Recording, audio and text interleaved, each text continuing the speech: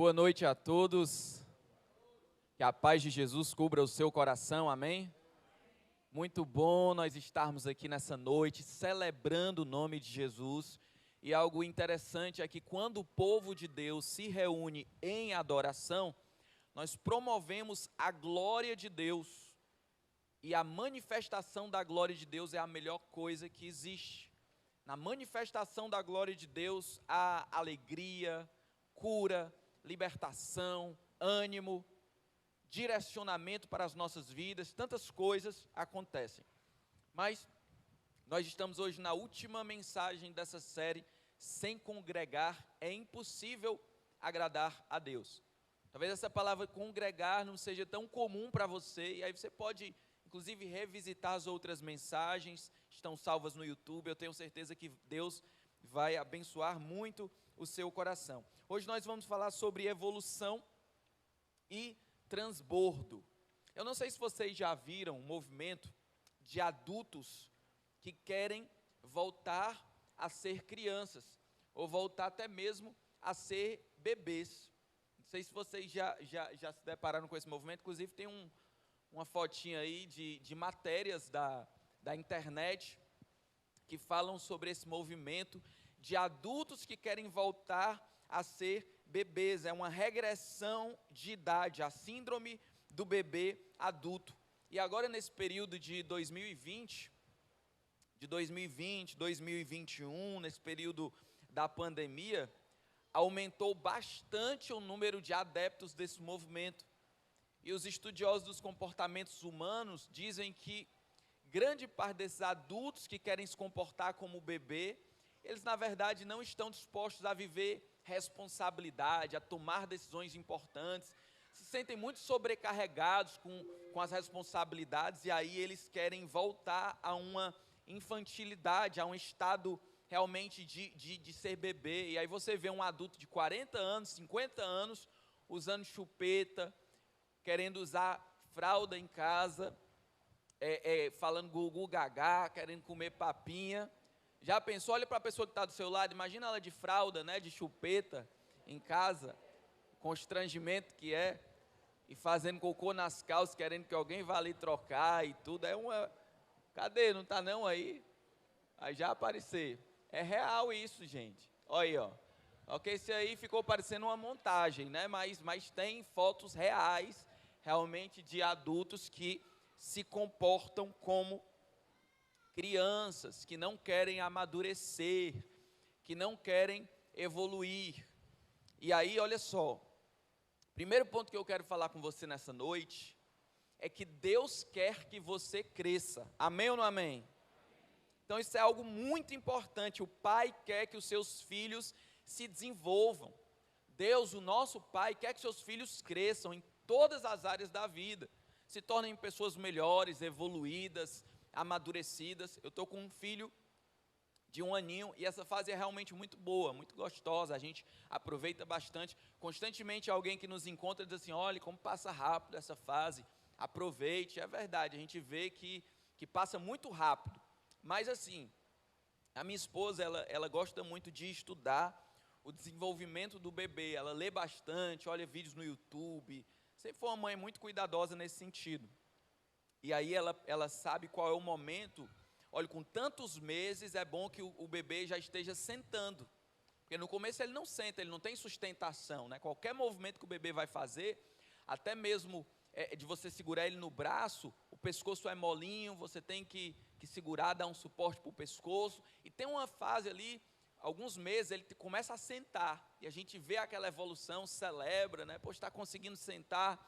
Daqui a pouco ele consegue engatinhar, e é uma grande evolução quando ele consegue engatinhar. E aí depois de um tempo, geralmente lá pertinho de 1 ano, o bebê começa a dar os primeiros passos. E quando isso não acontece, os pais têm uma expectativa que seus filhos se desenvolvam, os pais têm uma expectativa que seus filhos cresçam.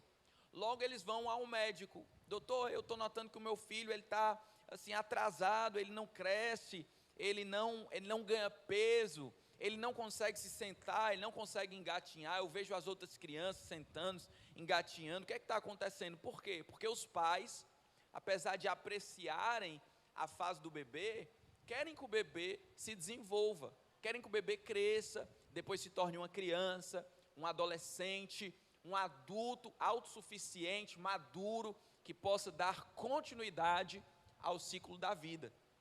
E assim também o nosso Deus tem uma expectativa que nós cresçamos, que nós desenvolvamos, amadureçamos, para termos uma vida cada dia cumprindo o projeto de Deus em nós.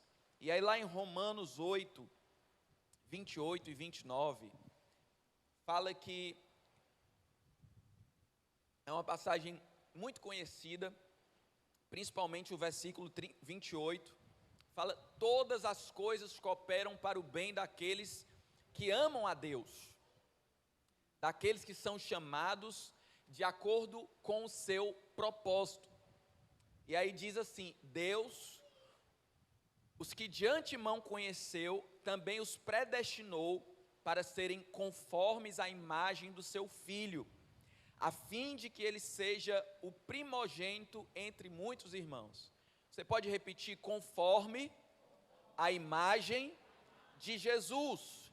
Então Deus espera que os seus filhos sejam conformes à imagem de Jesus, que Jesus seja formado em nós, que o caráter de Jesus possa amadurecer nas nossas vidas. E a palavra também fala que Jesus crescia em estatura, sabedoria e graça. Então Jesus cresceu em todos os aspectos. Jesus tornou um homem forte, Jesus cumpriu o seu propósito, ele cresceu em estatura, cresceu em sabedoria, cresceu também na graça de Deus. E aí, por ter crescido, amadurecido, Jesus pôde cumprir o seu propósito aqui na terra. Então você que está aqui nessa noite, entenda: para você cumprir o seu propósito aqui na terra, você também precisa crescer, e Deus quer que você cresça. Deus quer que você se torne uma pessoa melhor, uma pessoa mais madura, uma pessoa mais parecida com Jesus, que também cresce não só em estatura, mas também em sabedoria e graça. E aí você pergunta para mim: pastor, mas em que eu devo crescer exatamente? Eu vou dizer para você que você deve crescer em todos os aspectos. Isso glorifica a Deus. Você está aqui reunido com a igreja, você está num ajuntamento que as pessoas falam do nome de Jesus, e Jesus disse: onde tem 2 ou 3 reunidos em meu nome, eu estou presente. Então Jesus está aqui no nosso meio, amém? E aí talvez você pense assim: então é o crescimento espiritual. Sim, é o crescimento espiritual. Mas será que comer é espiritual, gente? Sim ou não? Sim ou não? Comer é muito espiritual. Por isso que a palavra diz: quer comais, quer bebais, ou façam qualquer outra coisa, seja para a glória de Deus. Porque através da nossa alimentação nós podemos glorificar a Deus. Inclusive podemos pecar também. A glutonaria, a pessoa que come até cair o reboco, sabe? Até não aguentar mais e fica ali se empanzinando. Isso é um pecado que não agrada a Deus. Isso mostra uma falta de domínio próprio, faz mal para a nossa saúde também. Então crescer na nossa saúde, crescer na nossa alimentação, crescer na vida emocional. A Bíblia é um livro de salvação, é um livro do propósito de Deus, mas a Bíblia também traz muita inteligência emocional, coisa que esses cursos de desenvolvimento humano estão falando agora. A Bíblia já fala há muito tempo, por isso inclusive ela é muito usada para essas palestras e cursos de desenvolvimento humano. A Bíblia fala sobre pensamentos, o que deve ocupar os nossos pensamentos. A Bíblia fala sobre o domínio próprio, que é uma das maiores habilidades de inteligência emocional, que deve ser desenvolvida principalmente no Espírito Santo. Então você cresce emocionalmente. Crescer também, querido, como trabalhador, você se tornar um profissional melhor, você crescer na sua área de trabalho, você ser promovido, você ampliar a sua empresa, você crescer nas suas habilidades, sabe, você crescer na escola, você crescer no mercado de trabalho. Deus quer abençoar o seu povo e quer que seu povo cresça em todas as áreas. Então é muito bonito quando a gente vê pessoas desenvolvendo ali uma habilidade. e a pessoa é talentosa, é um músico habilidoso, é um pedreiro habilidoso, é um professor que tem muito conhecimento. Esse tipo de crescimento também manifesta a glória de Deus.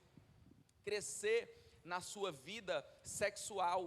Tem gente que tem uma sexualidade tão depravada, viciado em pornografia, viciado em masturbação, viciado em olhar para a mulher dos outros, não para a própria mulher, em olhar para o homem dos outros e não para o seu homem, sexo desregrado, fora do casamento, e você pode crescer nessa área, porque quem criou o sexo foi Deus.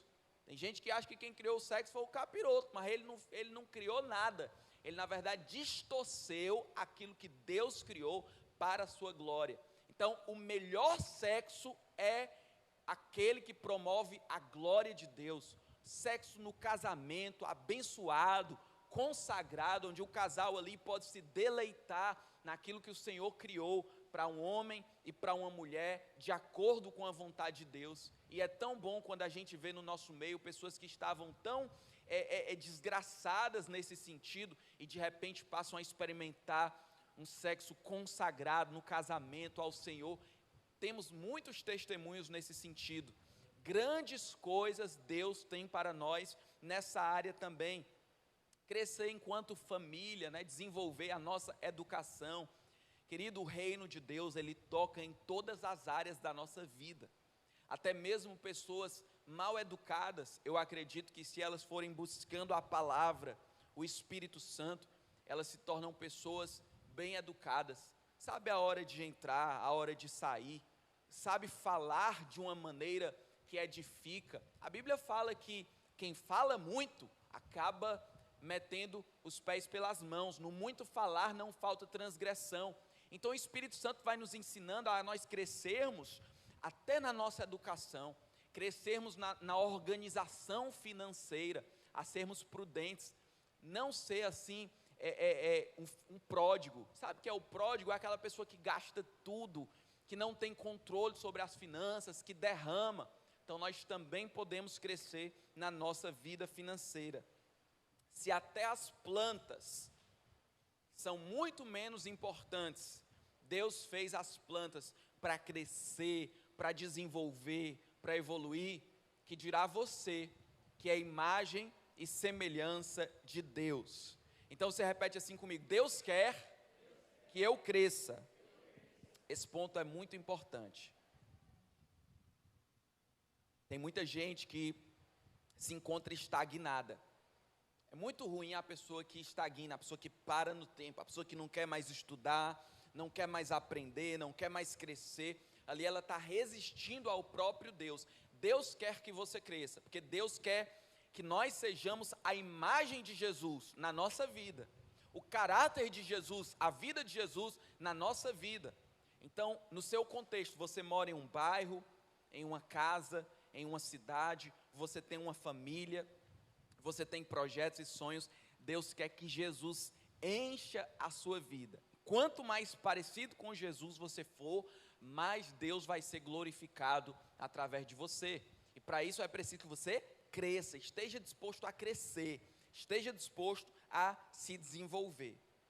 Mas eu quero falar com você que o crescimento que Deus planeja para a sua vida não é um crescimento isolado. Sabe, você se isola, você busca ali os seus próprios interesses e você vai crescendo e vai desenvolvendo. O crescimento que Deus busca para você, o crescimento que Deus espera de você, é um crescimento em família. Eu quero que você imagine um jovem, um homem de 35 anos, e esse homem, ele diz assim: rapaz, eu quero saber de uma coisa, esse negócio de construir família e tudo, eu não estou afim disso não, porque eu acho que mulher atrapalha muito, depois tem uns filhos, também tiram foco, eu tenho muitas ambições profissionais, eu quero crescer. E você imagina esse jovem de 35 anos, ele mora sozinho em um apartamento, aqui e acolá ele encontra uma namorada e tudo, mas o negócio dele é ele quer se desenvolver, ele faz vários cursos e ele cresce financeiramente, começa a investir na bolsa de valores, está sempre em forma, sempre ali cuidando da saúde, tomando suplementação, e agora ele tem um carro do ano, né, anda só todo arrumado, e aí o tempo vai passando, ele 40 anos, 50 anos, 60 anos, 70 anos, e eu quero que você imagine esse homem ao final da vida, o quanto ele cresceu. Ele decidiu ficar sozinho, ele decidiu não compartilhar. Imagina quão rápido esse homem foi em algumas coisas, né? Quanto de agilidade que ele conseguiu ter, porque não tinha ninguém ali para atrapalhar, não tinha ninguém ali para ele pagar, era só ele, pagar as contas dele, um flatzinho ali na beira-mar, não precisa ser grande, porque é só ele, esse é um projeto. Agora eu quero que você imagine um outro homem, que ele também quer crescer, ele quer crescer em todas as áreas, porém ele decide ter uma família. Então, ele casa, e ali agora é um marido e uma mulher, tem uma esposa. E aí, quem já casou aqui sabe que quando a gente casa, a nossa vida se reconfigura. Se reconfigura tanto que a Bíblia diz assim: os solteiros cuidam das coisas do Senhor, mas o casado, ele precisa também lembrar e cuidar do seu cônjuge, tanto a mulher com o marido, quanto o marido com a mulher. Então, há ali uma mudança de perspectiva, porque agora não é mais uma pessoa só, agora são duas pessoas, e essa pessoa com quem ele se casou, provoca ele para expandir a mente, expandir a tolerância, expandir o estilo de vida. Por quê? Porque é uma outra pessoa com uma bagagem totalmente diferente, é uma outra criação, por mais que sejam pessoas ali, que tenham coisas parecidas, mas são pessoas diferentes, e ali no convívio, é observado que muitas coisas precisam ser adaptadas, e isso também pode gerar um crescimento. Eu já conheci um casal que tiveram uma briga ferrenha, porque o marido era bem metódico, e ele queria colocar os cabides todos na mesma direção, assim, enfiado para dentro, e a esposa era mais assim bagunceira, e ela botava um padrão para trás, um para um lado, outro para o outro, e aí teve uma crise, quase que eles acabam o casamento por conta desses cabides. E aí você diz assim: rapaz, isso é brincadeira, mas se eu lhe disser que geralmente o que dá mais problema são as pequenas coisas, né, as discussões ali do dia a dia, pequenas coisas que não são tratadas e que vão se acumulando e que vão ali desgastando o relacionamento. Então o casamento, ele lhe provoca a crescer também de uma outra maneira. E aí, meu querido, se entrar os filhos, aí o negócio também aperta mais ainda. Porque imagina, esse homem aqui, ele tem hora para tudo, né? 6h30 ele acorda, vai fazer atividade física, já tem um almocinho dele congelado, tem a hora de trabalho, tem tudo bem regradinho ali. E se chegar o filho, ó, bagunça tudo. O filho agora, para ele acordar às 6h30, então 11 horas era bom que ele estivesse dormindo. Só que 11 horas é a hora que o filho está com dor de dente, berrando e precisa levantar. E aí agora tem que trocar fralda, e agora tem que fazer um monte de coisa. Então, observe que é um estilo de vida totalmente diferente. Aí esse homem aqui, ele tem um filho, ele tem 2 filhos, ele tem 3 filhos, e ele quer crescer e se desenvolver. Aí você pega ele 40 anos, 50 anos, 60 anos, 70 anos, e observa esse homem no final da vida, e compara com esse aqui que cresceu sozinho num projeto solitário, e esse homem que cresceu em família, que ali amou uma mulher, foi amado por ela, que criou filhos, agora já está com netos. Esse projeto aqui é um projeto muito diferente do projeto solitário. Eu quero lhe falar que o projeto de Deus para a sua vida é que você cresça, mas que você cresça em uma família, a família espiritual de Deus. Porque hoje tem muitas pessoas se enganando e querendo fazer carreira solo espiritual, sendo uma ilha, como o vídeo falou. Então a pessoa vive a espiritualidade dela e não está nem aí para ninguém, não se envolve com a família, não se envolve com a igreja, que é a família de Deus, não se envolve com a dor de outras pessoas, não se envolve com a alegria de outras pessoas. E isso está na contramão do que Deus quer, porque Deus quer sim que você cresça. Deus quer que você desenvolva, mas Deus quer que você cresça dentro da família. O projeto de Deus é que você cresça dentro da família, e a família de Deus é a igreja. Se você quiser abrir a sua Bíblia comigo, em Efésios, capítulo 4, eu vou fazer a leitura de alguns versículos. Essa carta fala muito da família de Deus, que é a igreja. Depois você pode ler com mais calma em casa o capítulo inteiro, Efésios capítulo 4, mas eu vou ler aqui algumas passagens com vocês. Efésios capítulo 4.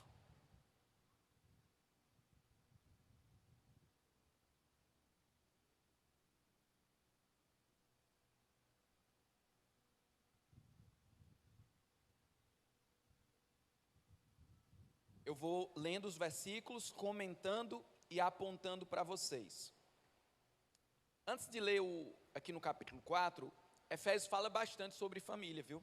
Lá no versículo 19 do capítulo 2, fala que nós somos membros da família de Deus. Não somos mais distantes, porém agora nós somos membros da família de Deus por meio de Jesus. Jesus nos aproximou da família de Deus. No capítulo 3, versículos 14 e 15, Paulo ora por toda a família de Deus, que recebe o nome do Pai nos céus e na terra. Então há uma grande importância aqui para a família de Deus. E aí lá no capítulo 4, fala assim: por isso quem está escrevendo aqui é o apóstolo Paulo, inspirado pelo Espírito Santo, e ele diz assim: por isso eu, prisioneiro no Senhor, peço que vocês vivam de maneira digna da vocação que foram chamados, com toda humildade e mansidão. Observe que Paulo está dizendo assim: olha, vocês têm que viver de maneira digna, de maneira adequada ao chamado. O chamado de vocês deve ser vivido de maneira digna. Vamos supor que você recebe um trabalho para ser porteiro em um condomínio, e ali você tem uma farda para vestir, ali você tem um ponto para bater, tem um comportamento. E aí você chega ali todo surfista no primeiro dia, né? Com aquela bermuda de surf, e o pessoal vai passando: e aí, mano, qual é? E aí o síndico chega ali desesperado: rapaz, como é que você está desse jeito? Você parece que vai para a praia. Você tem que se apresentar aqui de uma maneira digna da sua função, digna do seu chamado. E aqui Paulo está dizendo: vocês têm que viver de maneira digna. E aí ele diz: com toda mansidão e humildade, com longanimidade, suportando uns aos outros em amor, fazendo tudo para preservar a unidade do Espírito no vínculo da paz. Há um só corpo e um só Espírito. Olha só que palavra poderosa. Ele diz: você tem que viver de maneira digna da sua vocação.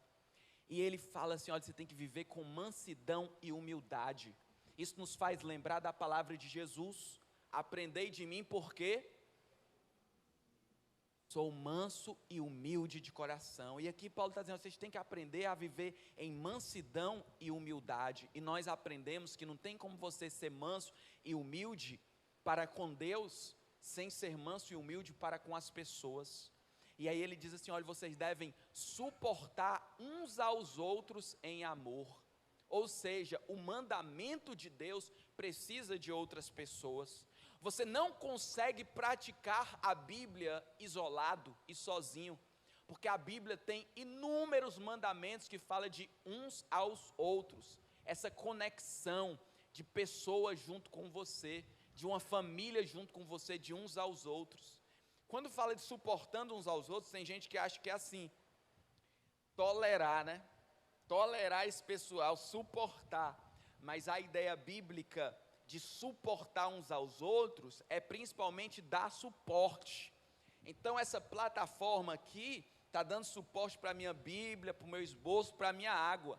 E Deus está dizendo assim: olha, você, para viver de maneira digna da sua vocação, do seu chamado, deve suportar os irmãos, deve estar apoiando a família, uns aos outros, cada um apoiando o meu irmão na luta dele, apoiando na vida profissional, apoiando em oração, apoiando, caminhando junto, apoiando nas alegrias, dando suporte para ele.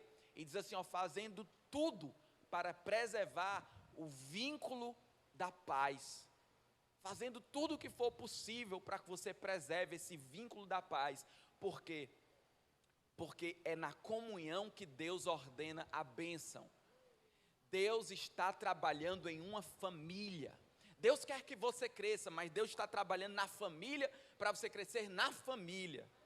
Então você deve fazer de tudo para suportar os irmãos, andar em mansidão, humildade. Você pode depois olhar a pregação manso e humilde como Jesus, que explica bem direitinho o que é isso.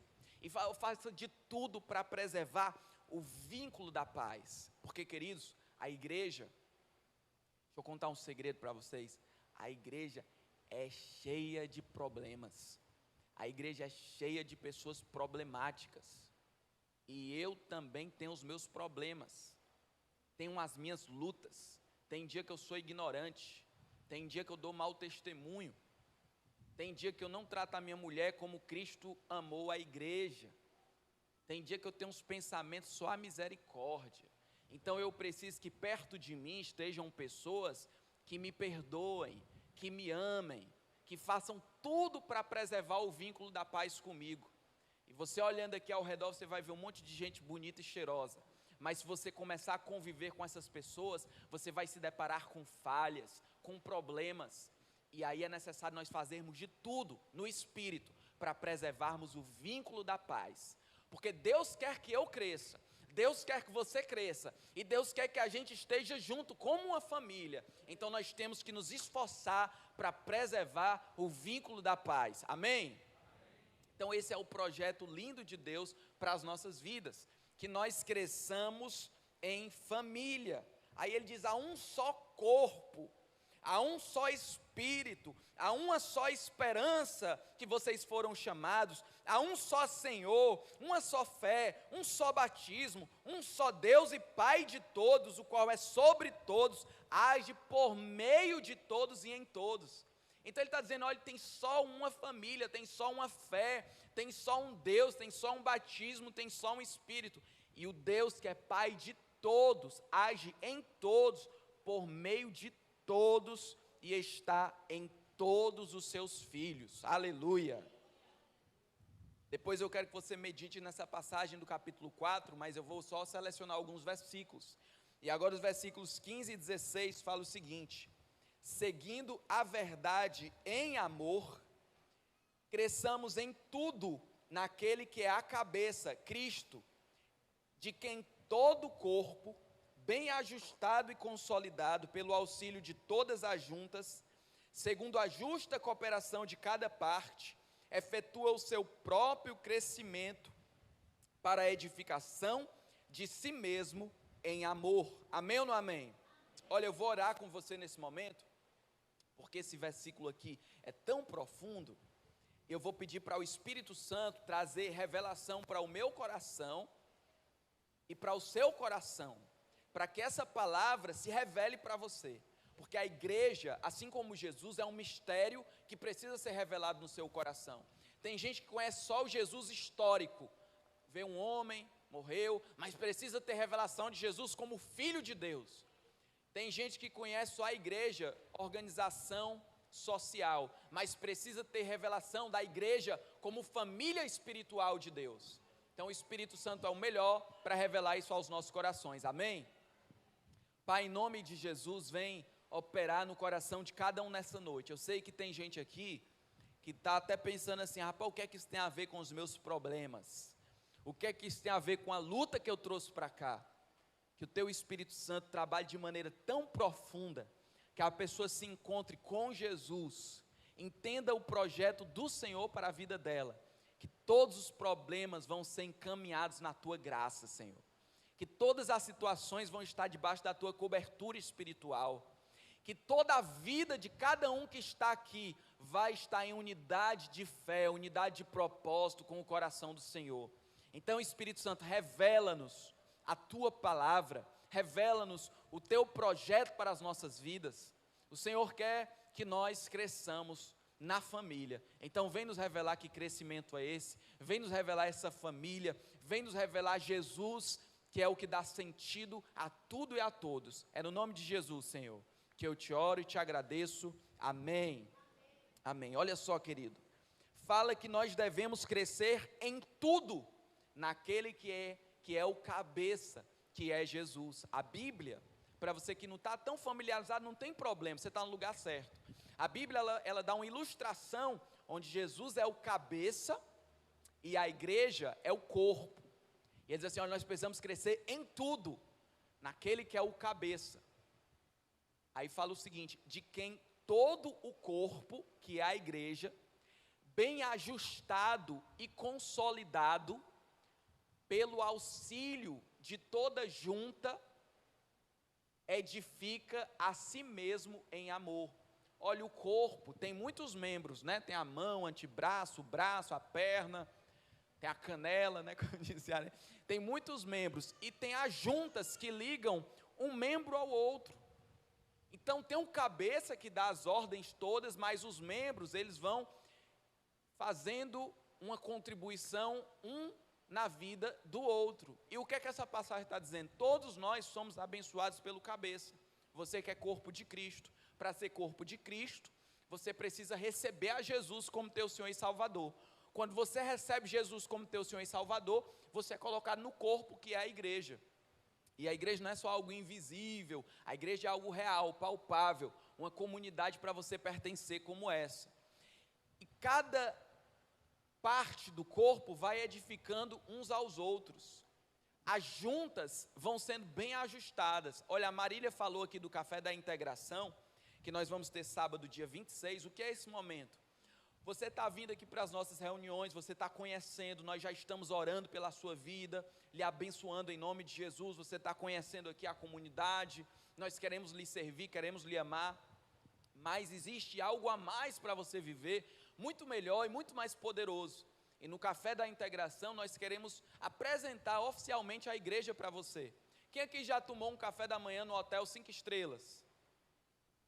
Pouca gente, então você vai poder tomar um café da manhã no hotel. Aqui é café da manhã, meu irmão, de 5 estrelas, é top. Quanto é? R$100, mas só para você vai ser de graça. Então você vai vir de graça, sabe, vai estar aqui, a gente vai lhe servir, nós vamos lhe amar, e você não vai ser obrigado a fazer nada, mas a gente quer simplesmente apresentar de maneira mais clara como nós caminhamos enquanto igreja. Porque tem gente que acha que igreja é só aqui domingo. Igreja é todo dia, a gente caminhando, amando uns aos outros.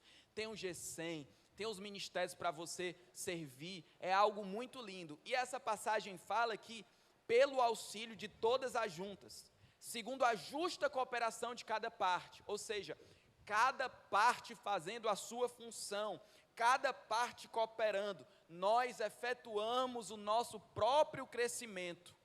Repita assim comigo, o corpo, não fale mais alto, o corpo edifica o corpo.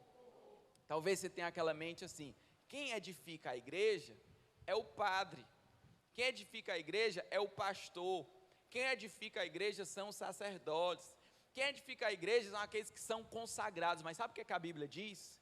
Que todo discípulo de Jesus é um sacerdote. Vós, porém, fala lá em 1 Pedro 2,9, sois raça eleita, sacerdócio real, ou seja, cada crente em Cristo Jesus é um sacerdote, para adorar a Deus, para entrar na presença de Deus e para também servir os irmãos. E como é que essa igreja é edificada? Na medida em que cada um faz a sua função, na medida em que cada um dá a sua contribuição, na medida em que cada um serve. Então a igreja saudável não é aquela que poucas pessoas estão servindo e muitas estão consumindo. A igreja saudável é aquela que todas estão servindo. As pessoas se dispõem a servir, cada um com seus dons, seus talentos. Olha, para essa reunião acontecer, tem tanta gente servindo. Tem gente na logística, tem gente, olha, que lá fora, né, na sociedade, é juiz, é promotor, é policial, é porteiro, é faxineiro, mas que chega aqui mais cedo para arrumar as cadeiras, para fazer a logística, para limpar aqui as coisas todas, para colocar o som. Temos um grupo de intercessores aqui orando para que isso aconteça. Nós temos os líderes de G100, nós temos o pessoal do som. Tem tanta coisa acontecendo aqui por trás deste momento, de pessoas que amam servir, de pessoas voluntárias. E aí a gente vai vendo que as pessoas que realmente entram na igreja, e entrar na igreja não é só vir para a reunião, é se vincular, estar fazendo parte da família. Essas pessoas começam a crescer, a se desenvolver, o casamento melhora, o relacionamento com os filhos melhora, a vida financeira melhora, a vida conjugal melhora. Ah, quer dizer que não tem problema? Com certeza tem problema, querido. E às vezes algumas coisas até piora, mas piora não para o seu mal, para o seu bem, porque todas as coisas cooperam para o bem daqueles que amam a Deus. Então até aquilo que aperta, por exemplo, a pessoa é um agiota, ela vem aqui para o nosso meio, se converte, começa a confessar os pecados, tem que largar a agiotagem, de repente as contas começam a apertar, né? Porque ali ela estava acostumada a ganhar um monte de dinheiro que não agradava a Deus, então vai apertar para ela. Ou então ela vivia cheia de coisas erradas e agora ela está decidindo andar na luz. Deus vai abençoar, Deus vai dar graça, a paz que excede todo o entendimento, mas com certeza vai ter um momento de provação para essa pessoa. Porém, a vida vai melhorar, porque Jesus disse que o ladrão vem para matar, roubar e destruir, mas ele veio para dar vida e vida em abundância. Quantos têm experimentado a vida em abundância? Diga glória a Deus. Então Jesus tem nos abençoado. Olha, essa semana eu passei por dias muito difíceis, dias muito até desanimados, sabe, algumas crises internas, meio chateado, nem eu me aguentava essa semana em alguns dias, mas foi tão bom porque eu vi, olha, Deus ainda está cuidando de mim, Deus está me fazendo crescer. Aí vem um irmão dar uma palavra, eu sentei com o irmão, abri o meu coração para ele orou pela minha vida, sabe, a minha esposa pôde vir me edificar, dar uma palavra de sabedoria na minha vida. Então, o projeto de Deus, família, é para nós crescermos juntos, para nós estarmos juntos, para nós suportarmos uns aos outros e edificarmos uns aos outros. A igreja é um grande hospital, é um laboratório, é uma escola, é um ambiente que Deus usa para lapidar a sua vida, especialmente quando você sai da superfície e começa a entrar nos relacionamentos profundos. Porque, entenda, enquanto você está superficial, o seu crescimento também vai ser superficial. Mas quando você começa a aprofundar, se comprometer com os irmãos, abrir a sua vida, compartilhar, viver corpo de Cristo profundamente, Deus vai te abençoar também profundamente. E deixa eu falar algo para você, naturalmente nós buscamos uma comunidade, sabia? Porque Deus nos fez seres comunitários. Então pode ver, alguém que vai para o CrossFit, pouco tempo a pessoa está numa comunidade. A comunidade do CrossFit, ela começa a ter amigos ali no CrossFit, e ela tem uma linguagem comum, ela tem objetivos em comum, participa de campeonato, tem a confraternização, porque tudo a gente vai. Aí o concurseiro, né? Hoje não está mais tão na moda o concurseiro, mas há um tempo muita gente queria fazer concurso. O concurseiro, ele precisa de uma comunidade. Quando ele vai para o cursinho, o professor já diz, olha, busque pessoas que estão também no mesmo segmento que você. Por quê? Porque você precisa se sentir parte, ter pertencimento com um grupo. Porque o concurseiro, todo mundo vai para o aniversário, liga para ele, você vai? Não vou não, é que eu vou estudar. E o pessoal vai para a praia, pode ir, né? Vou estudar. Rapaz, o fulano morreu, pode enterrar? Não, vou estudar. Então todo concurseiro vai estudar. E aí às vezes ele se sente um peixe fora d'água. E aí quando ele está numa comunidade, ele vê que tem outras pessoas juntos com ele, fortalecendo, busca uma comunidade. Já pensou você torcer para um time que só você é o torcedor? Só tem um torcedor na terra que é você. Nem se for o seu filho jogando tem graça, porque é bom você compartilhar ali com as pessoas. No estádio, eu gosto de vez em quando de ir para o estádio, é interessante, porque o seu time faz gol, ele faz gol, aí você grita gol, e o impulso natural é você olhar para o lado para celebrar com quem está do lado. Aí você quer abraçar, você nem conhece a pessoa, está até com suvaqueira, você gol, aí você dá um abraço assim na pessoa, porque nós somos seres comunitários, a gente gosta de celebrar junto. Então, com o projeto de Deus não é diferente, porque Deus que te fez um ser comunitário, e a igreja é a comunidade das pessoas que estão vivendo o propósito de Deus. Você quer ver o projeto de Deus, amém? Você não pode estar só, querido, você não pode ser uma ilha. O que eu estou dizendo para você nessa série é que esse projeto de Deus na tua bendita vida precisa de uma comunidade, e nós somos uma família para pertencer. Bem-vindo, Nós somos uma família para pertencer. Aqui é proibida a entrada de pessoas perfeitas. Vem com teus problemas, vem com as tuas lutas, vem olhando para Jesus, que juntos nós venceremos. Edificaremos uns aos outros, amaremos uns aos outros, perdoaremos uns aos outros. Olha, você pega 3 irmãs com muita santidade, de oração e tudo, coloca elas para cozinharem juntas, elas vão passar pela prova de fogo, porque uma vai dizer é menos sal, a outra vai dizer é mais sal, a outra vai dizer tá bom de sal. Aí aqui a gente vai ver quem é que é mais espiritual, viu? Quem é que é mais crua, quem é que é mais do fogo, porque aqui exige renúncia, exige humildade.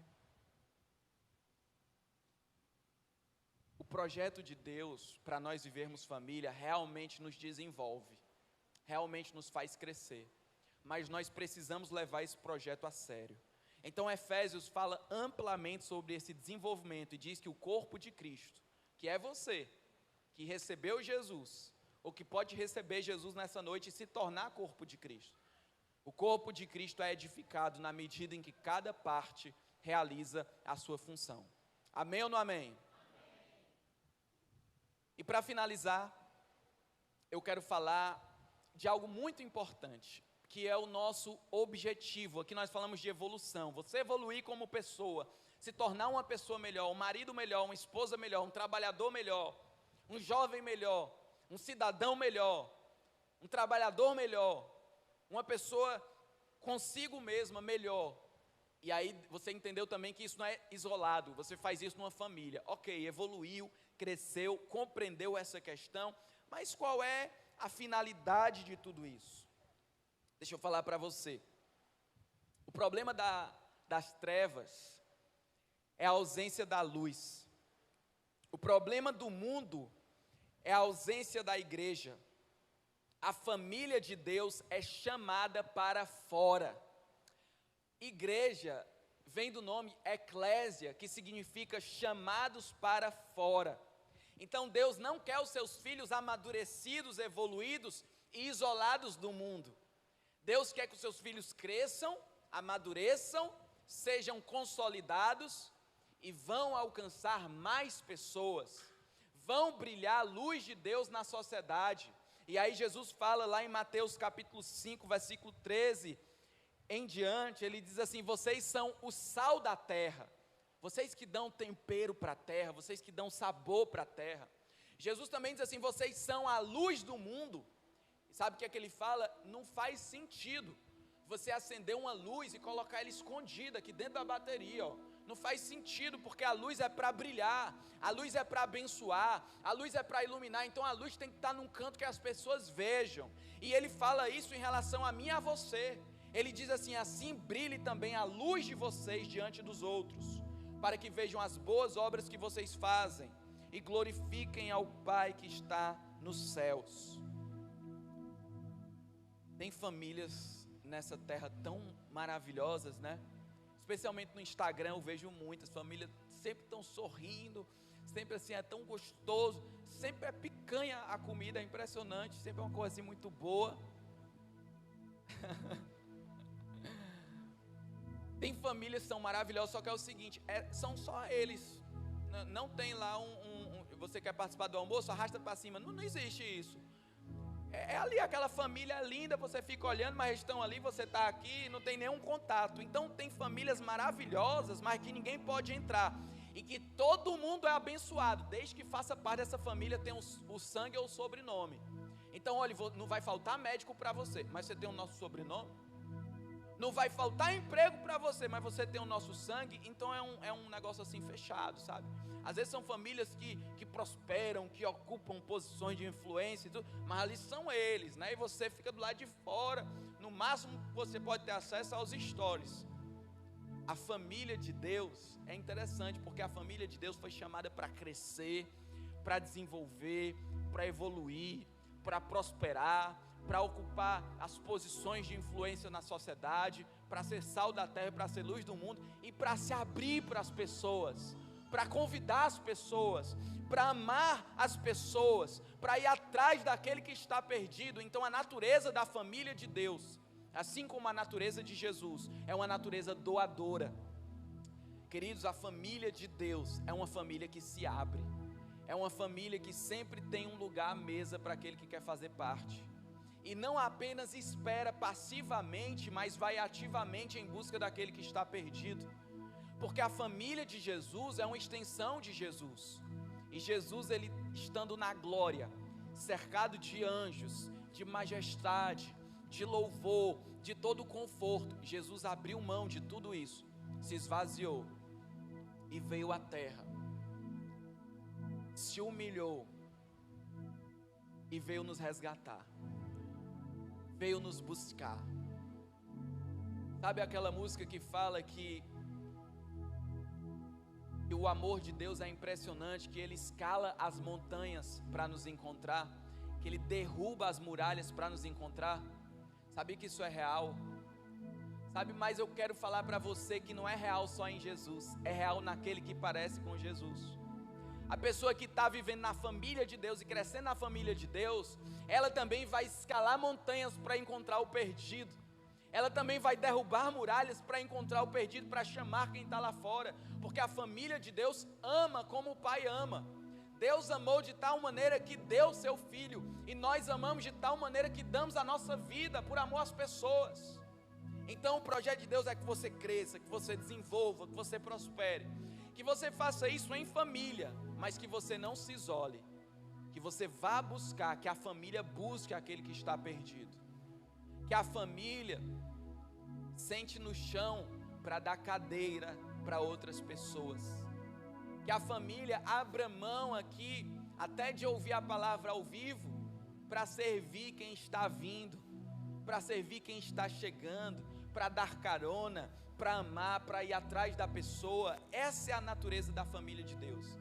Queridos, a família de um irmão conhecido de alguns aqui, que é o Abe Uber, a família do Abe Uber era muito próspera lá nos Estados Unidos, muito rica financeiramente. Você tem ideia, o encontro das famílias sempre tinha um heliporto, porque ia chegando os helicópteros, Ferrari, sabe, tudo assim, de alto padrão, lá nos Estados Unidos. E aí, naquela família, vem o pai do Abe, a esposa, os filhos para o Brasil, e eles aqui vieram para resgatar vidas, vieram para falar de Jesus, e milhares de vidas já foram ao encontro de Jesus por meio deles. E o Abe, criança, viveu bem, mas sempre assim simples, sabe? Usava roupa usada muitas vezes, o carro do pai nem sempre era o carro do ano, uma vida simples, uma vida legal, mas uma vida simples. E aí uma vez o irmão do Abe falou assim para ele: Abe, você sabia que o nosso pai é muito rico, ele tem muito dinheiro? E o Abe, não sei, porque a gente vive tão simples, e às vezes até tipo assim, quando eu vou comprar um tênis, o papai diz assim: meu filho, vamos esperar baixar o preço, então não sei que ele é muito rico não. E um dia o Abe foi falar com o pai dele, que era um missionário aqui no Brasil, e ele disse: papai, o meu irmão falou que a nossa família é muito rica, tem muitas posses. E ele disse assim: meu filho, realmente Deus nos abençoou muito, nós empreendemos lá nos Estados Unidos, e nós, para a glória de Deus, conseguimos fazer muito dinheiro. E o pai dele viveu décadas e décadas trabalhando aqui no Brasil, sem receber sustento e ajuda de ninguém. Ele mesmo bancou a obra missionária que ele estava realizando, através dessa porta que Deus abriu. E aí ele disse: meu filho, realmente nós temos muitos recursos, mas o papai busca gerar uma vida simples na nossa família, porque assim nós temos condições de investir mais em missões, abençoar mais pessoas e alcançar mais pessoas. Então esse é o coração da família de Deus. É uma família que cresce, é uma família que se desenvolve, é uma família que prospera, mas que não volta apenas para ela mesma, que não cuida apenas dos seus próprios interesses. É uma família que cuida da viúva, é uma família que recebe e cuida do órfão, é uma família que recebe o estrangeiro, é uma família que olha para a pessoa que está à margem da sociedade e traz para perto. É uma família que, como Jesus, está disposto a falar com aquela mulher que ninguém falava. É uma família que vai, que abraça, que acolhe, que ama, porque esse é o propósito da família, é transbordar aquilo que Deus fez nas nossas vidas. Nós estamos aqui para isso, queridos, e eu quero dizer para você que o problema do mal é a ausência do bem. O problema das trevas é a ausência da luz. O problema do mundo muitas vezes é a ausência da igreja. Muitos problemas que nós vemos, na verdade, está ligado com a ausência da igreja ativa na sociedade. Olhe, é muito fácil você olhar para o mundo como ele está hoje e você dizer assim: o mundo está perdido, né? Aí você olha, os jovens não querem mais saber de Deus. Aí aqueles discursos generalistas e dramáticos, né? As coisas estão se acabando, está tudo se pervertendo. E aí você olha e diz assim: como o mundo é tão ruim, tão impuro, eu vou me distanciar, eu vou me afastar. E aí, toda vez que você vai se afastando como luz e como igreja, ali vai ficando mais escuro, vai ficando pior. E esse é o oposto do projeto de Deus, porque Deus quer que a gente seja sal da terra e luz do mundo. Deixa eu citar um exemplo para você atual e que vai ilustrar muito bem.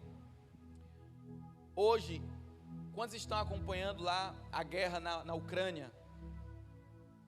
Então, tem um país que está sendo atacado violentamente pela Rússia, é a Ucrânia, né? E por que agora eles estão sendo atacados? Por que está tendo aquele massacre? Por que tem pessoas sentindo frio, sentindo fome e uma grande injustiça? Porque um país liderado por um homem está atacando cruelmente e violentamente. Por que isso está acontecendo agora? Olha, você pode dar muitas respostas, mas uma resposta muito simples e clara é porque tinha uma nação que freava essas coisas. Tinha uma nação que se posicionava, que dizia assim: ei, nesse mundo que nós estamos, nós não vamos aceitar qualquer coisa não. Então essa nação se posicionava dizendo: não ataque não, porque nós vamos combater, nós vamos nos posicionar. Essa nação é os Estados Unidos. E aí o presidente dos Estados Unidos, ele primeiro tirou as suas tropas lá do Afeganistão. Os Estados Unidos há muito tempo investia com poderio militar lá no Afeganistão para segurar a barra. Quando ele tirou as tropas, milhares de pessoas morreram, a bagunça imperou, porque onde saiu a ordem, começou a desordem.